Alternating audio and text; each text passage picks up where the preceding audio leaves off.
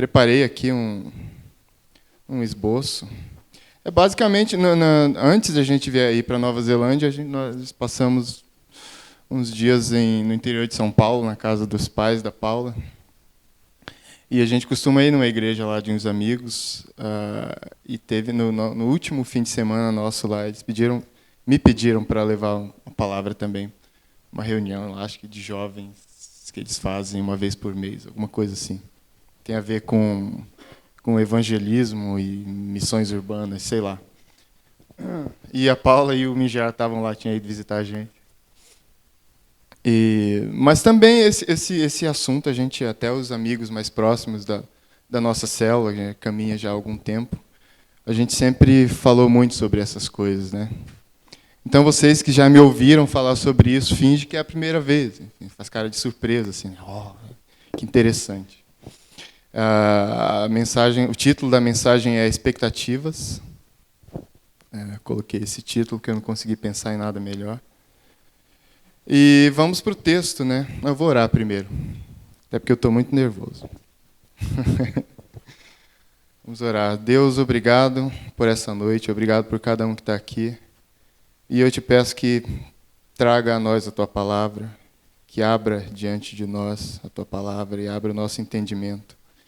E assim como os discípulos que caminhavam no caminho de Emaús, faça o nosso coração arder e nos dê temor e tremor diante da Tua palavra. Amém. Então, o texto é 2 Coríntios, segunda carta aos Coríntios, capítulo 5, e verso 7. Bem conhecido.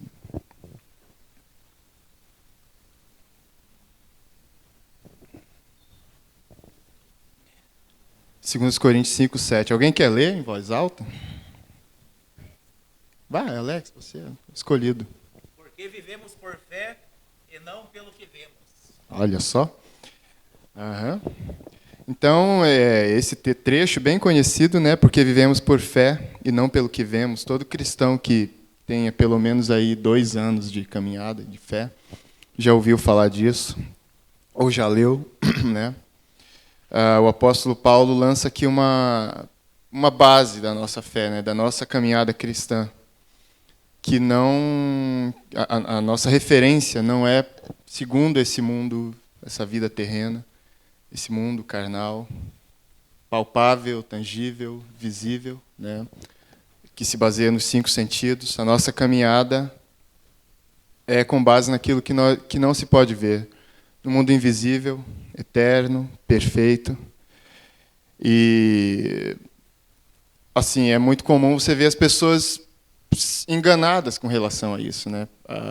As pessoas virem para a fé e terem por isso que a mensagem se chama expectativas, porque elas têm essa expectativa em resultados imediatos, né, da vida terrena, em resultados visíveis, palpáveis, contáveis, é isso, né? Contábeis com B. E assim, essa é o ponto onde eu quero chegar, né? É comum ver as pessoas fazendo queixas da vida e reclamando da igreja. E assim, eu estou falando de cristãos, né? E o apóstolo Paulo estava falando aqui sobre cristãos, pessoas nascidas de novo, que professam a fé cristã. Portanto, cristãos não devem ter esse tipo de expectativa, baseadas no mundo físico, material, visível, resultados imediatos, palpáveis e visíveis.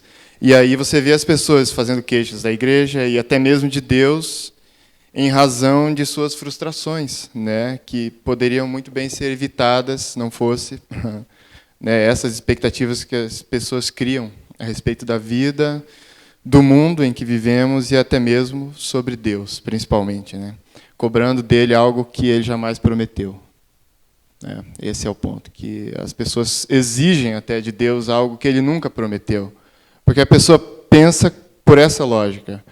Bom, agora eu sou cristão, né? Eu sou filho do rei, filho de Deus, o criador do universo, dono do ouro e da prata, né? A propaganda é essa. Então, lógico, logo nada vai me faltar, eu não vou adoecer, vou ficar rico em 2 meses, talvez. E aí a pessoa começa a cobrar isso, e coloca Deus contra a parede, e determina, não é assim que fala? Determina e não aceita, e amarra, e repreende. E Deus nunca prometeu isso, né? E assim, é uma visão infantil da fé, né? É até normal que pessoas recém-convertidas até pensem isso. É uma visão infantil do homem carnal. E todos nós nascemos assim, com essa visão infantil da vida, ressentida e que exige dos outros, exige de Deus, exige do mundo. Né? Acha que o mundo me deve, que a igreja me deve, portanto, agora que eu sou cristão. E eu já vi muitas vezes isso aqui na Gólgota mesmo. As pessoas vêm e a pessoa já chega com um padrão de exigência assim, muito elevado. Né? A pessoa saindo da igreja porque a Gólgota não tem um trabalho com crianças assim de excelência, não tem uma estrutura, sabe? Esse tipo de reclamação. Assim. E a pessoa não se mexe para começar por exemplo. Né? Opa, parece que eu... Não sei, eu estava fora, hein? Estou falando para ninguém específico. Eu cheguei agora. Parece que eu toquei numa ferida aí, não sei. E essa é a visão do homem carnal, né? Ressentido, exigente para com os outros, mas não para consigo mesmo, e que não tem nenhuma outra esperança além da vida terrena. Então, todos nós nascemos assim, como eu já falei, carnais. No entanto, o homem que é nascido de novo deve caminhar sobre a terra vislumbrando a eternidade. Isso é o que chamamos de fé. Amém? E é por isso que o apóstolo Paulo está falando que nós vivemos por fé e não pelo que vemos. Ele coloca esses 2 pontos como opostos. Né? Nós vivemos por fé e não pelo que vemos. Tem um outro texto, bem conhecido também, se vocês quiserem abrir, Hebreus, capítulo 10, verso 37 a 39. Eu amo esse texto. Hebreus 10, 37 a 39. Esse eu mesmo vou ler, porque é meio longo, né? Vocês me acompanhem. Diz assim: porque ainda um pouquinho de tempo, e o que há de vir, virá, e não tardará, mas o justo viverá pela fé. E se ele recuar, a minha alma não tem prazer nele.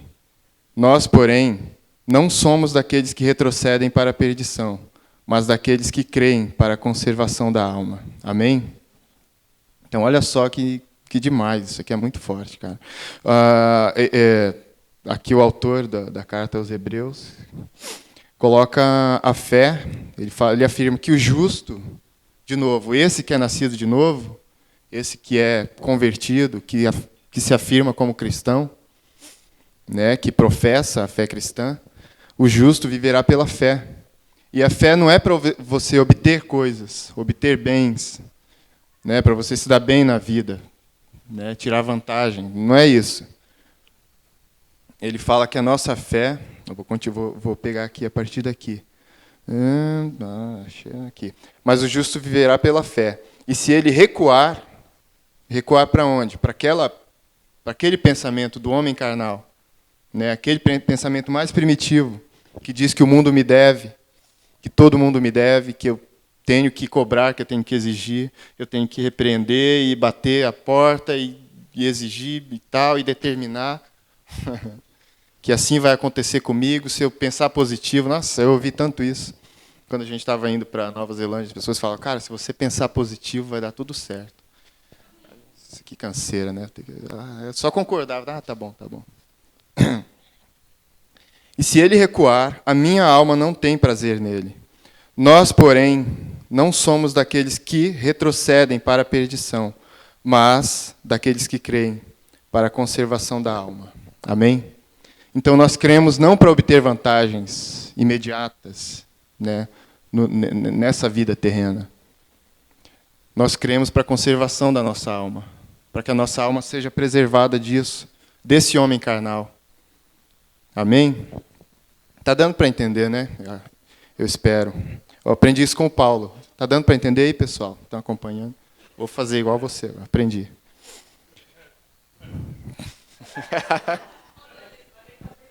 Não, aí eu já não Aí eu já não garanto. Então, de novo, o apóstolo Paulo aponta, e sempre o apóstolo Paulo, aqui no caso, é o autor da carta de Hebreus, mas os apóstolos em geral, escreviam com essa perspectiva, com essa expectativa da volta de Cristo. E principalmente o apóstolo Paulo escrevia como se Jesus fosse voltar dentro de 2 semanas, um mês, né? Naquela época. Né? E por isso que ele aponta para que ele fala que aquele que não veio, como é que fala aqui? Aqui no caso o autor de Hebreus diz que o que há de vir virá e não tardará. Então a perspectiva de fé dele era sempre essa. Sempre para a eternidade, sempre apontando para Cristo, para a sua volta, para a redenção eterna. E aquele que é a perfeição, que é a eternidade, não veio ainda. E até que ele venha, nós viveremos pela fé no invisível. E aí é triste ver cristãos caminhando, né, por essa vida como se não houvesse vida eterna, como se não houvesse amanhã, depositando suas expectativas em resultados imediatos de uma vida terrena. Estes se apegam a coisas passageiras, né, aquilo que o Eclesiastes fala, que é vaidade, né, coisas vãs. Baseiam a sua vida nisso, em coisas passageiras, e estão fadados a sucumbir juntamente com elas. Nós fomos criados para a eternidade. E apontar para o reino eterno é a nossa vocação. Amém? Então, inclusive, guardem bem essa palavra, vocação, que é onde eu vou chegar mais tarde. Mais à frente. E aí eu listei aqui três armadilhas dessa expectativa terrena e carnal. Eu sei muito bem o que vocês estão comentando aqui. Dos 3 pontos, né? Então, foi o que eu consegui, na verdade. Deve ter mais. Então, são 3 armadilhas de se viver essa vida baseada em uma expectativa terrena e carnal. A primeira delas é acreditar que o objetivo final do Evangelho é dar ao cristão uma vida de conforto e felicidade plena. Ok? Esse conceito de felicidade, por si só, já é bem vago, inclusive. Né? Pode ser qualquer coisa. E esse é um caminho extremamente perigoso, cujo fim certamente é a frustração. Isso aqui é muito comum de ver, né? A pessoa frustrada, no fim das contas, com Deus, com a igreja. A pessoa está reclamando de umas coisas que, de novo, que Deus nunca prometeu. Né? E Deus nunca prometeu conforto e felicidade por você ser um cristão. Né? No fim das contas, acho que a vida acaba sendo mais ou menos boa, feliz. Né? Você tem alguns amigos, eu tenho muitos aqui, né? Na Gólgota, principalmente. Mas, assim, não é esse o fim do Evangelho. Não é esse o fim da vida cristã. Uma vida de conforto na terra. Pelo contrário, Jesus prometeu perseguição. E a igreja seria perseguida simplesmente por causa do nome dele. As pessoas vão tentar encontrar algum motivo. E o que mais me deixa triste é quando você vê cristãos tentando defender isso. Assim, não, mas as pessoas estão te perseguindo porque você é preconceituoso com isso e aquilo, sei lá, casamento entre pessoas do mesmo sexo, por exemplo. Para citar um exemplo. Né? E, veja, toda religião tem os seus parâmetros sobre qualquer assunto. E a maioria delas não aceita casamento entre pessoas do mesmo sexo. E a maioria delas, inclusive, tem punições extremamente severas para homossexuais. Mas nós, que somos cristãos, nós somos perseguidos por isso. Você vê que a pessoa encontra um pretexto. Poderia ser qualquer coisa, sobre drogas, sobre sexo antes do casamento, sexo fora do casamento, né, em geral.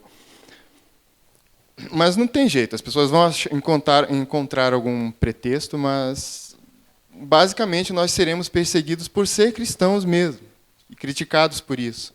E você que durma com isso, que se acostume com isso. Porque é assim que tem que ser. Amém? Você não pode exigir da vida mais do que isso, como cristão.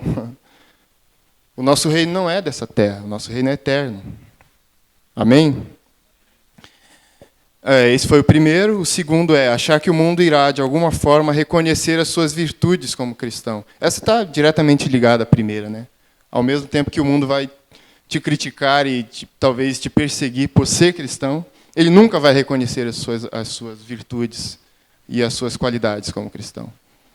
Eu já vi muita gente reclamando disso também. Porque as pessoas têm preconceito com cristãos, porque se elas parassem para pensar, nós já fizemos muito pela educação, e pela cultura, e pelas artes, e recuperação de dependentes químicos e tal. Cara, não adianta. Você está o quê? Você quer uma medalha? Isso não vai acontecer, desista. Eu tenho um pastor conhecido lá em Porto Alegre, passei um tempo lá em 2009, né, ajudando na missão, e ele tem um trabalho muito forte assim, nessa área de recuperação de dependentes químicos e tal. Tem um trabalho bem grande, e uma ocasião ele foi numa reunião, eu não sei exatamente o que era, mas era com prefeitura e políticos e empresários e investidores, etc. e tal, e era basicamente a pauta, né? Essa era a pauta, era sobre trabalho com recuperação de dependentes químicos. E eles estavam tentando encontrar soluções e tal. E ele foi. Mas ele foi só para encher o saco, na verdade. Que é o pastor Quirino, a figuraça. Ele chegou lá e aí, em um momento, ele pediu a palavra e começou a falar que as únicas instituições que, de fato, recuperam são cristãs, tanto católicas quanto protestantes, que recuperam, assim, como é que eu posso dizer?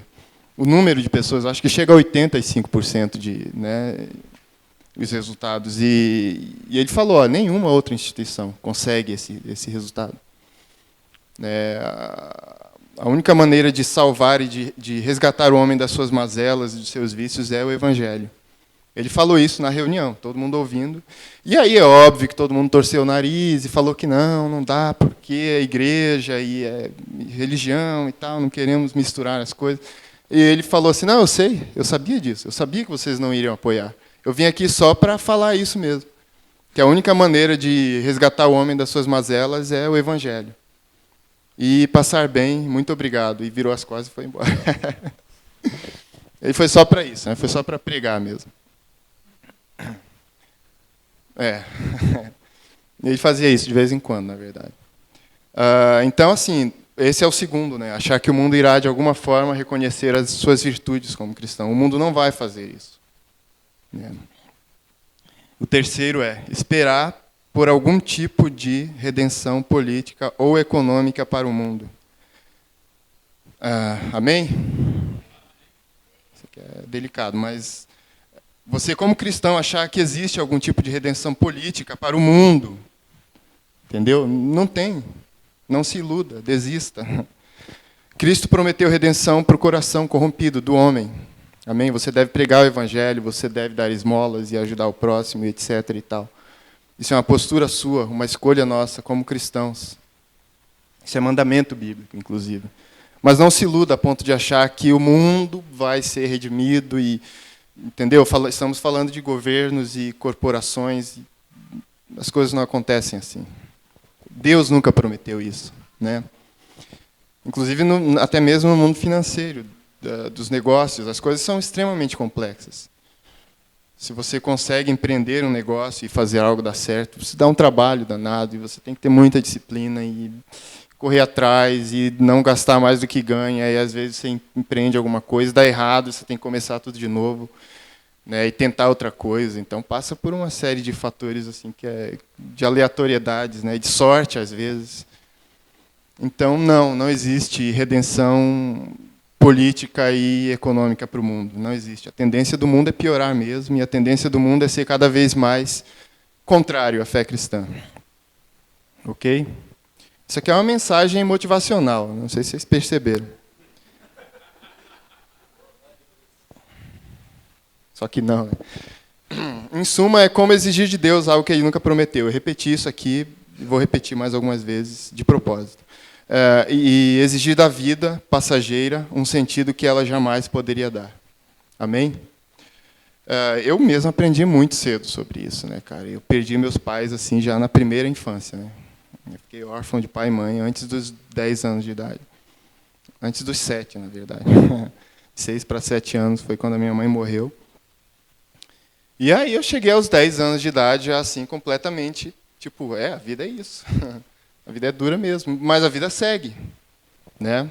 A vida segue em frente. Então, quando eu vim para a fé cristã, cara, eu já estava completamente vacinado contra essas coisas. Eu nunca consegui aceitar esse tipo de pressão, assim, de exigir de Deus e prosperidade e tudo tem que dar certo. E se você adoecer, é por falta de fé, porque a fé que eu conheci na Bíblia é isso. Aponta para Cristo, aponta para a eternidade. A fé não é mesquinha assim, a ponto de se contentar com migalhas, com coisas tão banais, tão passageiras, né? Então, essas coisas, e aí, como eu falo, até voltando um pouquinho atrás, a questão da felicidade, né? Da felicidade instantânea, porque eu sou cristão, então eu vou ser feliz. E aí esse conceito de felicidade é muito, muito vago. Você tem momentos felizes na vida, mas você não tem um padrão. Você nunca vai encontrar esse padrão. É mais fácil você ir para a cocaína, talvez. Você tem a resposta rápida, né? Fica eufórico. Não levem a sério isso, hein? Tá só brincando. Então, aí as pessoas procuram o emprego dos sonhos, o casamento perfeito, né? Os amigos, os relacionamentos, as posses. No final das contas, tudo isso envelhece, vira rotina, perde a graça. Casamento vira rotina, o seu emprego dos sonhos vira rotina também. Né? A mulher dos seus sonhos, você se apaixona por ela, depois a paixão passa e volta de novo. Né? E a sua vida não pode ser pautada nisso. A sua fé não pode ser pautada nisso. As suas escolhas práticas como cristão não podem ser pautadas nessas coisas. Elas sucumbem, elas envelhecem. E como diz o Eclesiastes, né? Vaidade das vaidades, tudo é vaidade. Então, você nunca vai ter satisfação plena. Inclusive porque essa questão da satisfação humana é um buraco sem fim. As pessoas procuram isso nas maneiras mais bizarras possível. E nunca acaba. E aí vem essa questão de trabalhar por dinheiro ou por prazer. Vou fazer aquilo que eu gosto, porque é melhor, é como se eu não estivesse trabalhando, né? Vou trabalhar feliz e tal. Eu diria que é um passo a mais, assim, né? Mas também, no fim das contas, é vaidade. É passageiro, acaba. Esse lance de trabalhar por prazer, né? E não só por dinheiro. Eu estou falando, eu sou designer gráfico, eu sou ilustrador, eu trabalho com o que eu gosto. Eu lutei por isso, inclusive, né? Para fazer as coisas que eu gosto. Acaba sendo mais fácil, naturalmente você acaba buscando isso, né? Para não ficar se estressando com as coisas que não tem nada a ver com você, né? Mas esse não é o fim não é o objetivo final da nossa caminhada cristã. OK?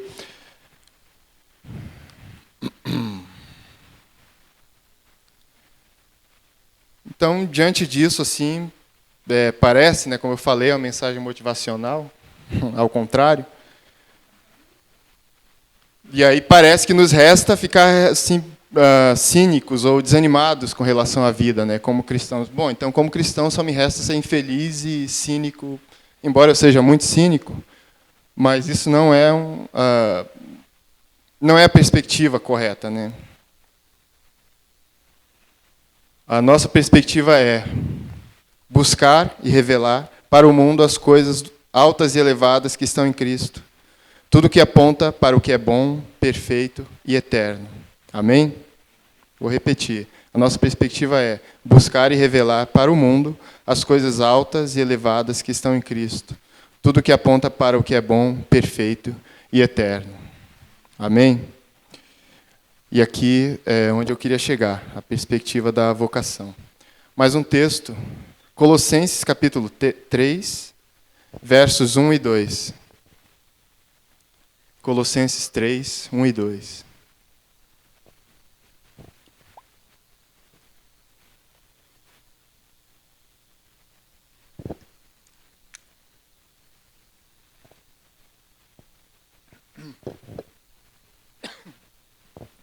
Vamos ler.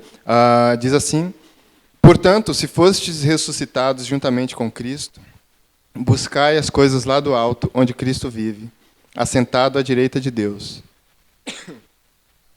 Pensai nas coisas lá do alto, não nas que são aqui da terra, porque morrestes e a vossa vida está oculta juntamente com Cristo em Deus. Amém?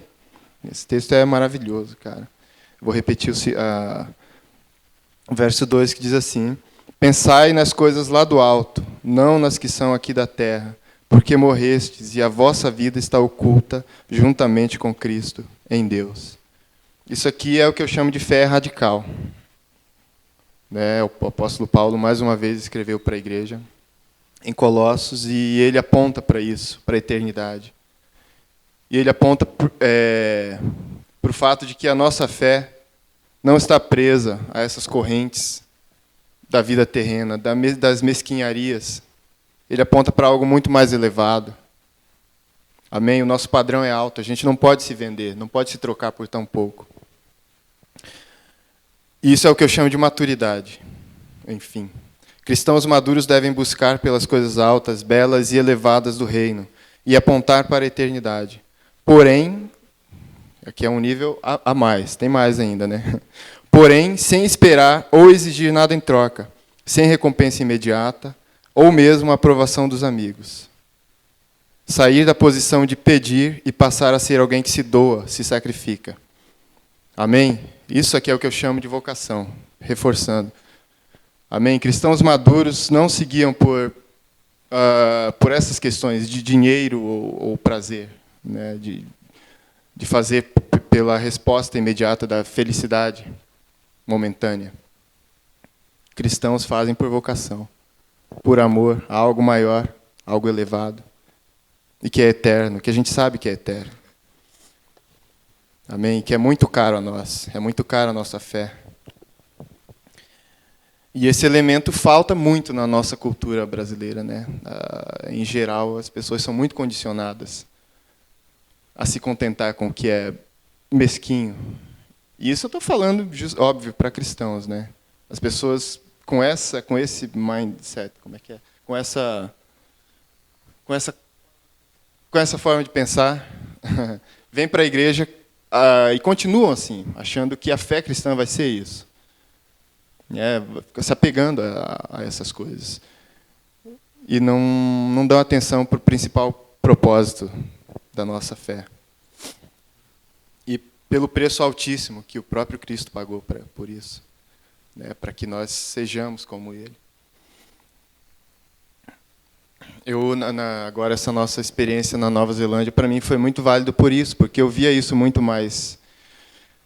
isso era muito mais visível na cultura deles, né? Eles têm um problema sério, por exemplo, com terremoto.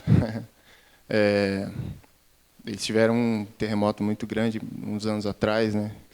Destruiu a cidade para onde nós fomos, inclusive, que é Christchurch, foi destruída pelo terremoto, né? E eles conseguiram reconstruir a cidade inteira. E tudo que eu lia, e a gente tentou ver alguns documentários até sobre isso, mas é muito, muito forte. Assim, você está vivendo no lugar, você vê aquilo, é muito difícil. Mas as pessoas têm muito mais esse senso de noção e de se doar por algo que é maior do que a sua própria vida, sabe? De sair daquele nível de mesquinharia mesmo.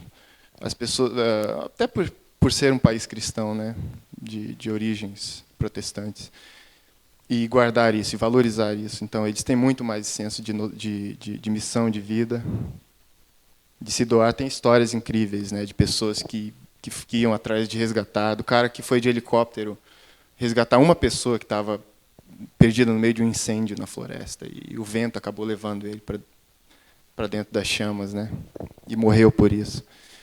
E esse elemento nos falta muito, cara. Falta dentro da igreja isso. Eu percebo muito disso. Você quer ver lotar um culto desse? Eu já ouvi isso várias vezes. O cara fala, você leva uma mensagem de leve, assim, para agradar as pessoas. O cara quer... É o final né, o fim de tarde, de domingo. Então, o cara quer relaxar. Aí tem a semana inteira pela frente, trabalho e tal. Não é? As pessoas querem isso. E é fácil. Se você quer lotar uma igreja, é só fazer isso. Tem algumas fórmulas, assim, umas receitas para isso. Mas a gente não deve se contentar com isso, né? Amém? E nos dias atuais, assim, aí chega a ser bizarro, eu acho. Assim, eu observo um pouco. A ansiedade impera, né? As pessoas, principalmente nos mais jovens, assim, você vê o cara com 15, 16, 17 anos, saindo da faculdade, se formando, e aí vou arrumar um emprego, e quero mudar o mundo, quero impactar a vida das pessoas. E aí o cara vai, arruma um emprego lá na área dele, e 8 meses depois ele está deprimido já, cansado, não conseguiu nada, e agora? O que eu faço da vida? Está perdido. Né? Não consegui. Cara, mas só passaram 8 meses. Você quer impactar a vida das pessoas, vai levar a sua vida inteira, provavelmente. Hã? Começa arrumando o quarto, já é um bom começo. Mas assim, as pessoas andam muito ansiosas, né? E querem resultados imediatos. A pessoa fala que quer impactar a vida das pessoas e ela não sabe nem o que está falando. Não sabe nem por onde começar, não sabe do que se trata. Né? E não tem essa paciência para aprender primeiro. Espera aí, por onde eu começo? Eu preciso aprender, sou imaturo ainda. Mas vamos adiante. O meu trabalho como músico mesmo, assim, cara, eu já vi tanta coisa, a recompensa é muito gratificante, mas o tanto que a gente, nossa, agora recente, mais atual mesmo, com a Zohag, né? A música que a gente fez com a Cecília, por exemplo, a gente recebeu muita mensagem na nossa página do Facebook, as pessoas falando, cara, essa música me tocou muito e tal, né? Estava numa fase difícil da vida, estava longe da fé, e obrigado, Deus abençoe e tal. Mas só Deus sabe, cara, o que é pegar a estrada, por exemplo, viajar de van, de carro, dormir sentado, comer mal, né? Os horários sinistros, assim, de madrugada, voltar, pegar a van de volta e pegar a estrada de novo. Dor nas costas, eu chego em casa com a mão toda esfolada, né? Com a bateria. E a gente é tudo tiozão, né, cara? Exceto pelo Alan, que tem 20 e pouco, aí é 20 e poucos anos. Fora isso, o tempo é sempre contra a gente, né? Nunca é a favor. Você sempre fica mais cansado, com mais dores, tudo. Mas a perspectiva da vocação nos dá resistência a essas adversidades que são intrínsecas ao percurso, né? A perspectiva da vocação nos liberta da concentração obsessiva nos problemas de ordem prática, pragmática e imediata, que é uma das coisas mais improdutivas que o ser humano pode fazer. Não sei se está muito complexo isso aqui, mas eu vou tentar explicar. Vou repetir devagarinho. A perspectiva da vocação nos dá resistência, né? Ela nos torna imunes, de fato, contra essas adversidades, essas dificuldades do caminho, né? Em qualquer área vai ter as suas dificuldades. Você vê, às vezes, o cara fala assim, acho que eu vou estudar medicina porque dá muito dinheiro. Eu sempre pergunto, cara, você está disposto a dar banho em velho, pelado, por exemplo? Está disposto a ver a ferida do cara aberta e gente atropelada, você ter que limpar aquilo e cuidar? Né? Eu não aguento, às vezes eu vou visitar algum amigo no hospital, cara, meia hora depois eu não aguento mais ficar ali. Eu quero ir embora, correndo. Porém, quando a pessoa é vocacionada, ela faz aquilo com prazer, cara. Né? E às vezes não dá prazer, mas ela faz assim mesmo. Né? E faz com amor. Faz com amor porque é algo maior. E a segunda parte é que a perspectiva da vocação nos liberta da concentração obsessiva nos problemas de ordem prática, pragmática e imediata. E isso aqui, como eu falei, é extremamente improdutivo. Se você ficar se concentrando nessas coisas do dia a dia, assim, perdido, né, nas dívidas, no boleto, no aluguel. E eu não estou dizendo que você não tem que fazer essas coisas, né? Isso é vida real, eu lido com isso direto. Mas o nosso foco tem que ser outro. Essas preocupações não foram feitas para fortalecer ninguém. Ao contrário, elas nos enfraquecem e nos deprimem. Essas coisas vêm de fora, né? Essas coisas que você não escolheu, elas nos deprimem. E de maneira simetricamente oposta, toda a atenção dada a assuntos mais elevados de ordem criativa, para o que é espiritual, de fato, né? Essas coisas nos fortalecem, nos inspiram e nos libertam. Amém? E eu tiro por mim, cara. Eu dou uma dica prática até. Eu acho que dos últimos 5 anos para cá, eu venho tentando fazer isso. Eu diria que dá certo. Você tem que fazer de tudo para que essas coisas do dia a dia, que são tanto quanto práticas e simples e repetitivas até, fazer de tudo para que elas funcionem de forma meio que automática. Né? Você já sabe que você vai ter o boleto do aluguel, da luz, da internet, e você não tem por que ficar se batendo com isso toda vez. Né? O trabalho, embora o meu, por exemplo, envolva criatividade, mas algumas coisas são extremamente repetitivas. Então, essas coisas devem funcionar de forma meio que automática, para que você concentre as suas energias de fato no que interessa, na sua vocação, no estudo da palavra. Amém? Você melhorar naquilo que você faz.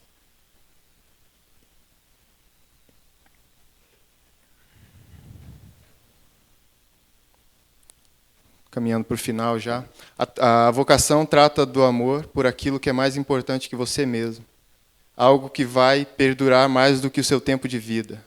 Não tem aquele ditado que as pessoas falam que você tem que ter um filho, uma árvore e escrever um livro. Não é isso? Você vê que trata de coisas que vão perdurar mais do que o seu tempo de vida, inclusive. Né? Vão ficar para depois do que você se for. E coisas pelas quais você está disposto a entregar a sua própria vida. O nosso maior exemplo disso é o próprio Cristo, é claro, na cruz, né? Ele não tinha nenhuma recompensa, não tinha ninguém por perto, não tinha nenhum amigo ali para apoiar, né? E esse ponto aqui é crucial. O homem, todo homem e toda mulher que se diz maduro, que se diz um cristão maduro, precisa aprender a viver só. A não depender da aprovação dos amigos. Amém? E acho que isso é um tanto quanto difícil para nós, brasileiros, acho que latinos em geral, né? Que são muito calorosos e quer ficar abraçando e agarrando os amigos o tempo todo. Eu acho que é um tanto difícil isso, mas a gente precisa aprender a não depender da aprovação dos amigos, não depender da companhia de ninguém. Porque essa busca pelo conhecimento e pela maturidade é um tanto quanto solitária, às vezes. O estudo da palavra é um tanto quanto solitário, e a gente precisa disso. Eu escrevi um livro agora recente, né? Se chama Brinquedos e Trapaças, infantil. Eu comecei mesmo em março do ano passado, eu acho, e concluí em janeiro desse ano. Essa noite foi para Nova Zelândia, eu fiquei revisando, né, várias vezes. Mandei para alguns amigos aqui, tal, já leram, para me dizer o que acharam. Me responder com algumas críticas e tal, mas durou 10 meses. Todo santo dia eu chegava em casa do trabalho, tomava banho, comia, resolvia algumas coisas. Lá pelas 8h30, 9 da noite, eu sentava para escrever. E às vezes entrava pela madrugada, frio, todo dia, cara, todo dia. Às vezes não tinha nada em mente, mas eu sentava lá e ia escrever. E assim, isso não tem nenhuma concessão com dinheiro ou prazer. É puramente vocacional. Sei lá, se 10 pessoas lerem meu livro e forem tocadas, e enfim, eu vou ficar feliz. Na verdade, daqui uns 3 já leram. Eu não espero ganhar dinheiro com isso, é muito difícil alguém ganhar dinheiro no Brasil com livro, né? A menos que você seja um youtuber conhecido, fica fazendo alguma idiotice lá no YouTube, pintar o cabelo colorido e, né, fica famoso com a moeba, qualquer coisa desse tipo. Aí você lança um livro e vende, com um monte de idiotice também. Mas é puramente vocacional. Né? Eu comecei, quando eu decidi que eu ia escrever esse livro, inclusive, era com essa intenção, de criar algo que fosse belo e que apontasse para a eternidade mesmo, que tocasse as pessoas dessa forma. Né? Eu espero que eu tenha conseguido. Né? Foi o primeiro. Mas para falar a verdade, eu escrevo mesmo desde a minha adolescência. Assim, né? Eu montei a minha primeira banda lá quando eu tinha uns 14 anos de idade. Já fazia letra de música na época, já escrevia alguns textos curtos assim. E a primeira vez que eu me converti, lá pelos 19, mais ou menos, com 20 anos de idade, eu peguei para ler a Bíblia inteira. A primeira vez que eu li a Bíblia, eu parei na história do profeta Elias. E aí eu comecei a escrever sobre o profeta Elias.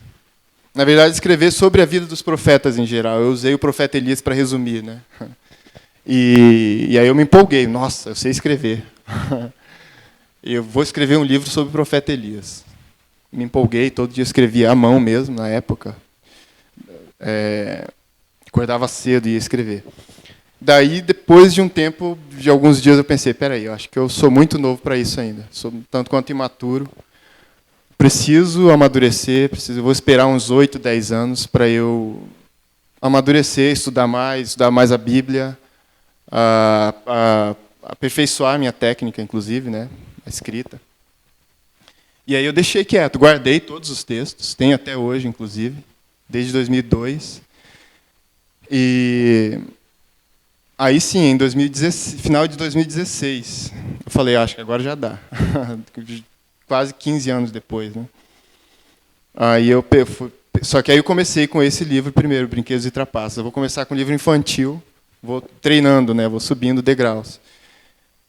Escrevi esse, terminei de escrever o Brinquedos e Trapaças, agora de novo eu peguei, comecei a escrever o livro. A Lenda de Elias. Ou seja, passaram 16 anos, 2002 para cá. Então, é um processo longo, cara. Não adianta ser ansioso, né? Não adianta querer pular etapas. E por que eu estou falando isso? Porque vocação deve ser a coisa mais importante da nossa vida. Amém? Pense nisso. Cristo nos chamou para isso. A gente nem escolheu isso. Né? Aquele texto lá de João, capítulo 15, verso 16, ele fala, não foste vós que me escolheste, mas eu escolhi vocês. E eu constituí vocês para que vocês vão e deem frutos, e o fruto de vocês permaneça.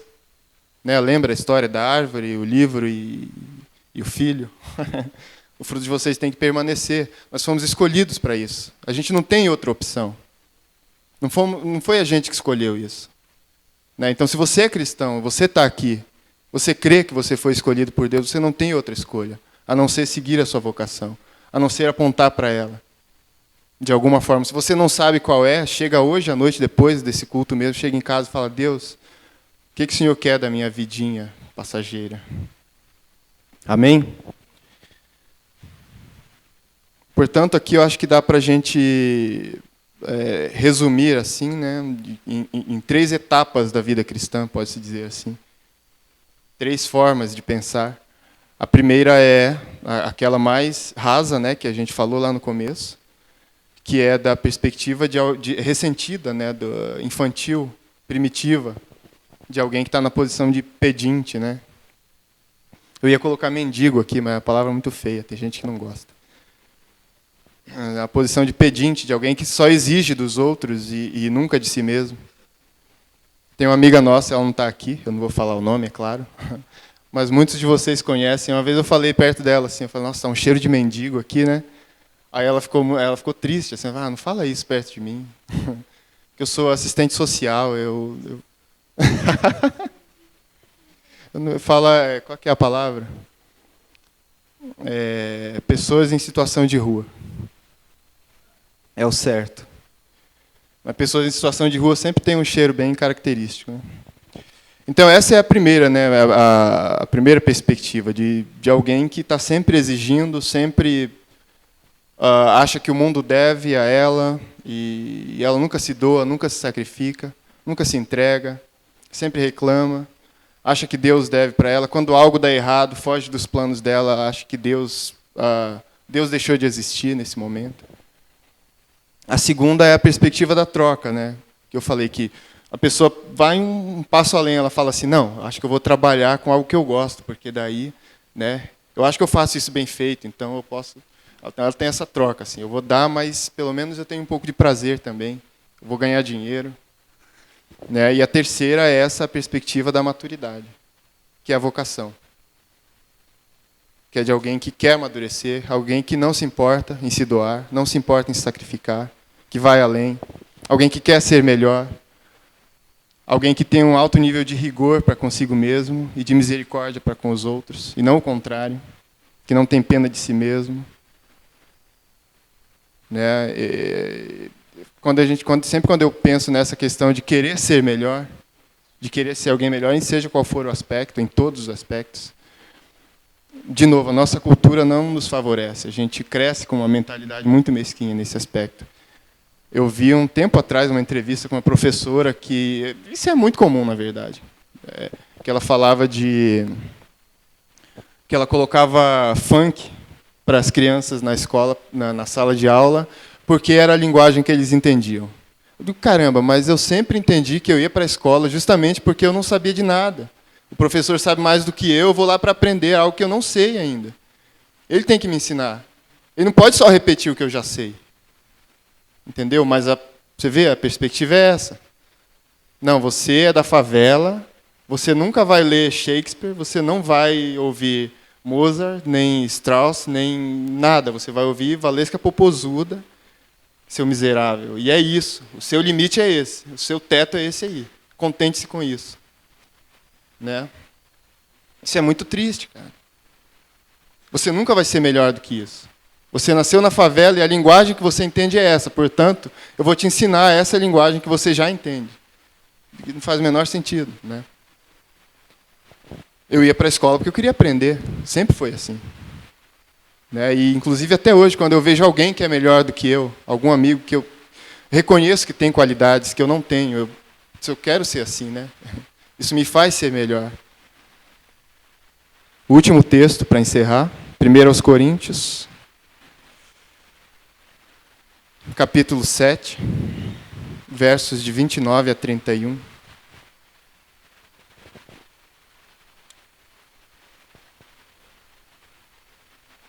Então, 1 Coríntios 7, 29 a 31. Esse texto, no geral, aqui o contexto, o apóstolo Paulo estava falando de casamento, mas se aplica para muita coisa da nossa vida, né? Ele fala assim: isto, porém, vos digo, irmãos, que o tempo se abrevia. De novo, Cristo, a eternidade. Né? O tempo se abrevia. O que resta é que também os que têm mulheres sejam como se não as tivessem. Os que choram, como se não chorassem. E os que se alegram, como se não se alegrassem. E os que compram, como se não possuíssem.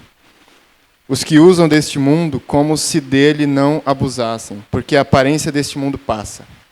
Amém? E aí o apóstolo Paulo chega num nível de radicalidade extrema, assim, que é... Ele fala, olha, se você chora, é como se você nem chorasse. Se você está feliz, tanto faz. Se você compra, é como se você não possuísse, não considere nada como seu. Essa vida passa, o nosso foco é outro. É como um casamento, né, cara? Essa questão da nossa vocação, do nosso chamado, é um casamento. Você compartilha os momentos felizes, mas você compartilha as dificuldades também. E chega um momento que tanto faz. É indiferente. Porque você ama. Amém? Tem um pastor que ontem até eu escrevi para o Paulo perguntando o nome dele, que eu sempre... que é um teólogo, chama Dietrich Bonhoeffer. Bonhoeffer, essa é a pronúncia. Esse cara é demais, a história dele no campo de concentração, né? Eu recomendo muito que vocês pesquisem a respeito. Ele conta tudo aquilo, todas aquelas atrocidades, com uma naturalidade, assim, com uma alegria de quem está fazendo algo que... Eu admiro muito isso, quando alguém... Essas pessoas, esses mártires e, sabe, os heróis da fé, que eles passam por coisas absurdas, que eu não sei se eu teria capacidade de passar por aquilo, mas eles passam com a maior alegria. Você vê os heróis da fé, você vê Estevão morrendo aos pés do apóstolo Paulo ali, apedrejado e vislumbrando a eternidade, perdoando as pessoas que estavam matando, né? Isso se chama vocação. Isso se chama fé, e fé radical. Amém? É isso. Espero que tenha ficado claro para vocês. Eu não me considero um cara muito bom comunicador, assim, para falar em público. Eu procuro fazer o texto mais coeso possível, mas eu espero que a mensagem tenha ficado. Eu levo isso muito a sério, de verdade, na minha vida. Isso não é da boca para fora, não. Eu tenho muito medo, eu sempre tive muito esse temor, assim, de chegar ao fim da vida e dizer, meu Deus, o que eu fiz? Só fiquei indo para a igreja e enchendo a paciência do pastor, ligando para ele de madrugada, enchendo o saco. E aí, quando ele não consegue resolver o meu probleminha lá, eu saio da igreja reclamando e falando mal dele para todo mundo. Eu sempre tive muito temor disso, de verdade. Tanto é que eu nunca fiz isso. Amém? Só para encerrar, tem uma frase aqui. O propósito da nossa vocação não se concretiza de imediato. Provavelmente vai tomar a nossa vida inteira. Não adianta tentar pular etapas. Quando se entende que foi vocacionado, já não existe mais diferença entre felicidade e tristeza, pois você encontrou o sentido da vida, está submerso nele e por ele você vive. Amém? O sentido da nossa vida é Cristo. Ele é o nosso maior exemplo, o nosso maior espelho. Ele se entregou na cruz por todos nós, sabendo de todas as bobagens que a gente ia fazer ainda no futuro. Ele não tinha apoio de ninguém, todos os amigos fugiram. E mesmo assim ele estava lá, por amor a algo muito maior. Amém? Eu vou orar, eu espero que você faça a sua própria oração. Se você, de repente, nunca ligou a mínima para isso, eu espero que essa mensagem tenha tocado seu coração. Se você, porventura, alguém aqui está distante